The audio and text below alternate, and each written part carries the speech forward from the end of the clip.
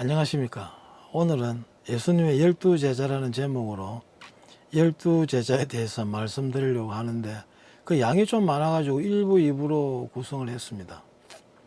교회를 수십 년 오래 다닌 교인도 예수님의 12제자에 대해서 자주 듣는 이름은 알고 있지만은 한번 말해보라고 하면은 서너 명 기억에 내고는 어물쩡거립니다.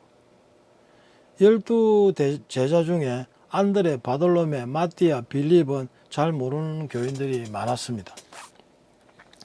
그런 생각에서 수십 년 예수를 믿는다면서 예수님과 생활을 같이 하고 생명을 같이 한 믿음의 12제자에 대해서 잘 모른다는 것은 나중에 만약 예수님을 만나게 되면 창피할 것 같기도 하고 예수님 앞에 설 기회가 주어지지 않는다고 해도 현재 예수님을 믿는 사람으로서 내심 미안한 마음이 들어 좀 구체적으로 아는 것이 예수님에 대해서 예의가 아니겠느냐 이런 생각이 들어 자료를 찾아 정리를 해 보았습니다. 자료를 찾고 정리하면서 제가 느낀 것은 저는 예수 믿는 사람도 아니구나 하는 이런 생각이 많이 들었고 창피하고 부끄러웠습니다.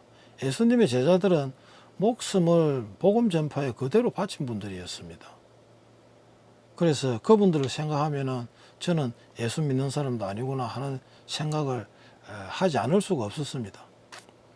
100%는 아니지만 거의 현재 잔존하는 자료로서 완벽한 것으로 보시면 되겠습니다. 점수를 따지면 한 8, 90점 나올 것입니다. 더 좋은 점수가 안 나오는 이유는 현재 그 시대의 것을 완벽하게 알아낸다는 것은 불가능하기 때문입니다.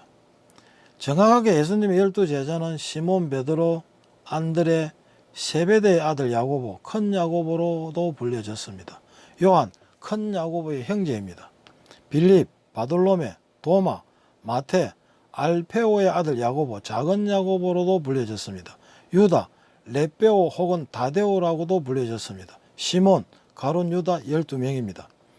여기서 야고보가 헷갈리는데 야고보는 3명이 있는데 큰 야고보로 불리는 세베대의 아들 야고보와 작은 야고보로 불리는 예수님의 사촌 형제인 작은 야고보로 불리는 알페오의 아들 야고보가 있고 그리고 예수님의 형제 야고보가 있습니다.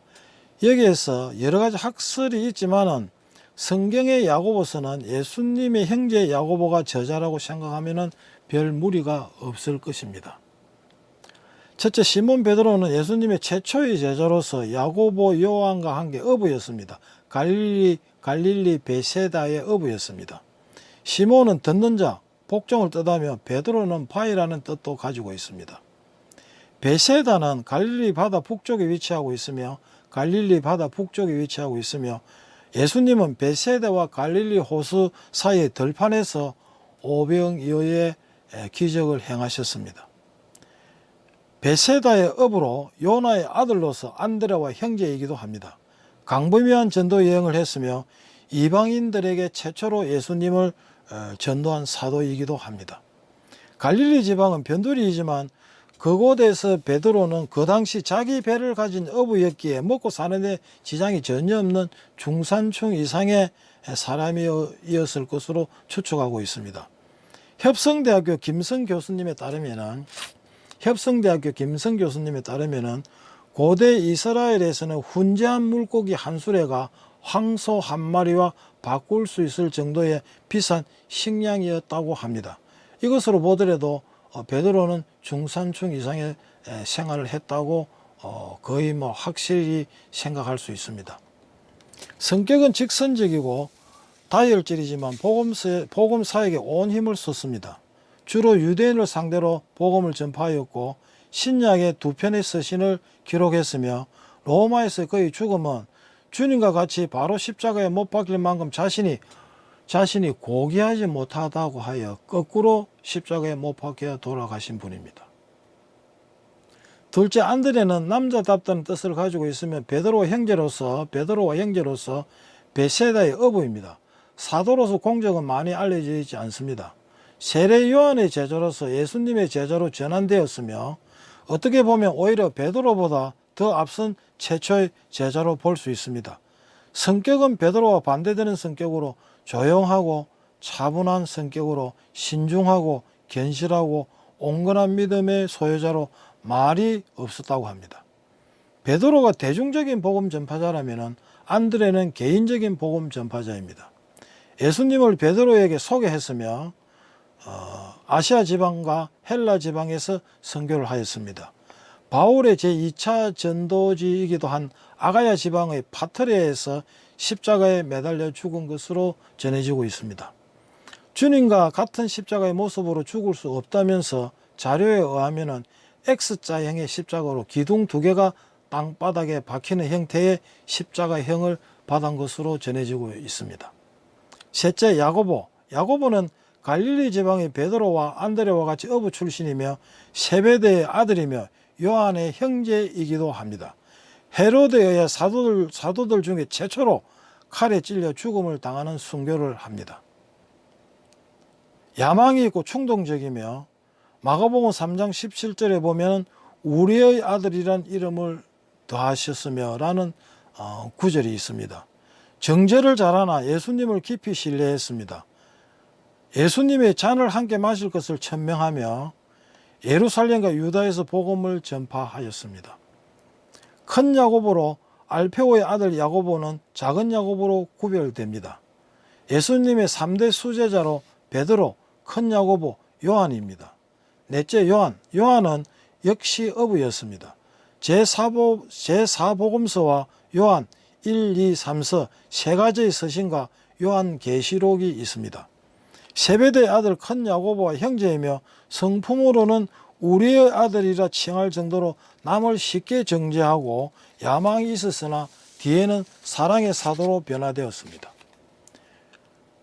요한 1서 3장 17절에 보면 누가 이 세상 재물을 가지고 형제의 궁핍함을 보고도 도와줄 마음을 막으면 하나님의 사람이 어찌 그 속에 거할까 보냐 하는 구절에서 보듯이 사랑의 사도로 변해했던 것입니다.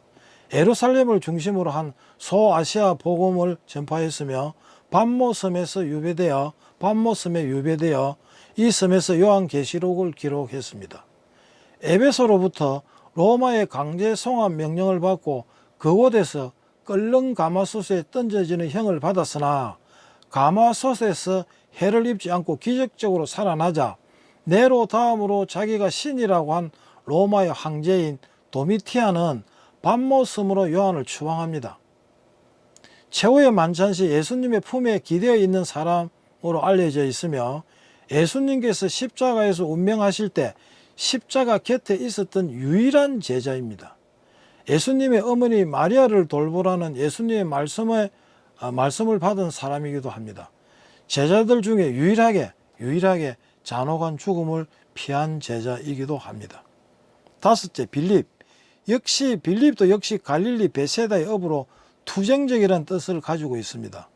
이전에 세례 요한의 이분도 이전에 세례 요한의 제자였으며 예수님께 하나님의 아버지를 보여달라고 요구도 합니다. 사도로서 행적에는 죽음에 관해서는 자세히 알려진 바가 없으나 채찍에 맞았으며 감옥에 갇힌 후 AD 54년에 십자가 처형된 것으로 전해지고 있습니다. 여섯째, 바돌로메. 바돌로메는 잘 알려져 있지는 않지만 나다엘과 동일 인물이 아닌가 하는 추측을 가지고 있습니다. 나다나엘과 동일한 인물이 아닌가 하는 추측을 가지고 있습니다. 갈릴리 가나 지방 출신으로 아라비아와 아르메니아에서 전도한 것으로 알려지고 있습니다.